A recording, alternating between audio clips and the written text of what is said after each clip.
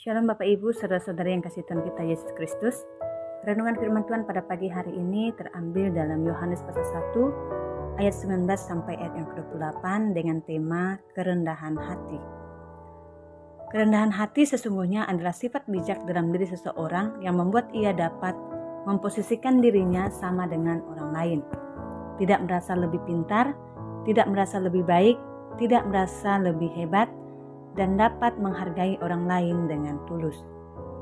Dalam Yohanes pasal 1 ayat 19 sampai 28 menceritakan kehidupan Yohanes yang memiliki profesi sebagai pekabar Injil agar orang-orang mengalami pertobatan dan menyerahkan diri untuk dibaptis, membuat dirinya makin dikenal banyak orang.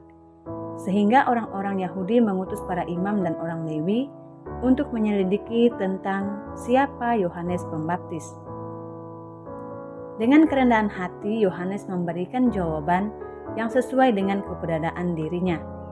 Namun jawaban Yohanes tidak memberi kepuasan sehingga mereka mengajukan pertanyaan dengan beberapa nama yang memiliki kehormatan dan karisma di mata orang Israel.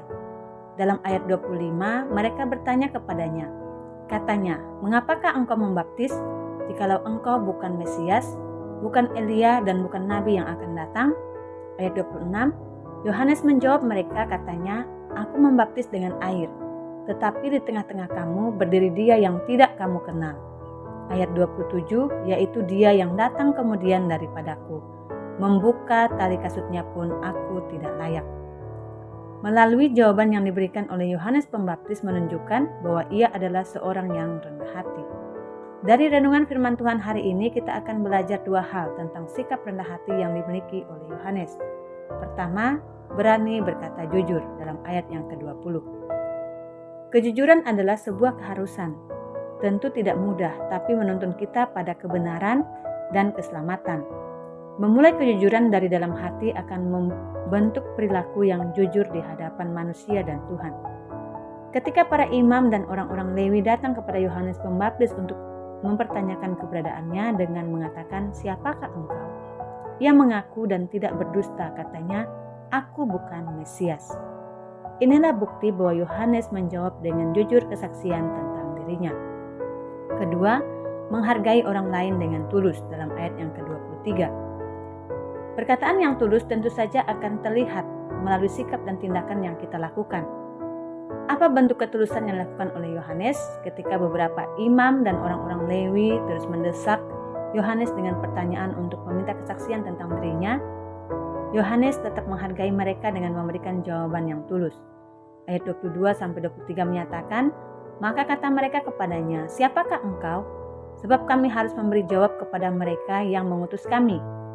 Apakah katamu tentang dirimu sendiri?' Jawabnya, 'Akulah suara orang yang berseru-seru di padang gurun. Luruskanlah jalan Tuhan,' seperti yang telah dikatakan Nabi Yesaya." Kalimat ini dengan tepat menyimpulkan seluruh pelayanan Yohanes dilakukan dengan ketulusan, supaya setiap orang yang mendengarkan perkataan Yohanes dapat mengambil keputusan untuk mengikut Yesus dan dibaptis. Saudara yang terkasih dalam Tuhan, melalui renungan hari ini mari kita belajar kerendahan hati yang dimiliki oleh Yohanes. Sebagai pekabar Injil yang terkenal, tentu saja ia bisa bangga dengan pencapaiannya karena ada kelompok massa yang percaya dan menghormatinya.